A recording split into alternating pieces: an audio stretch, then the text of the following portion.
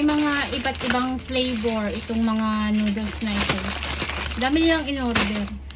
Pero, ang kainaman lang kasi nito, yung mga noodles na ito, walang mga seasoning. Yung mga tinitimpla na noodles ito, kaya healthy pa rin. Hindi kasi sila nag-o-order ng mga noodles na yung mga may seasoning kasi ayaw ni ito, syempre, lalagyan mo ng gulay, titimplahan mo, lalagyan mo ito ng mga karne ng baboy, manok, or kahit anong klaseng mga mixed bowls.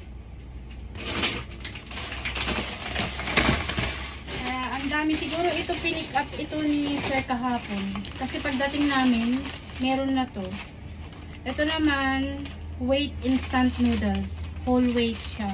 Kaya, healthy pa rin itong mga noodles na ito ng mga ino-order ni Madam. Yun nga lang, problema ko kung saan ko ito itatambak kasi ang dami. Tapos, ito, kunti lang yung shelf namin dito. Hindi sapat. Kaya, siguro yung iba, lagay ko muna sa box. Tapos, maglabas lang ako ng konti. Kasi wala talagang space. Ito yung ayaw ko kapag nag-order sila ng bultuhan, ang dami-dami. Wala namang paglagyanan ng mga storage dito.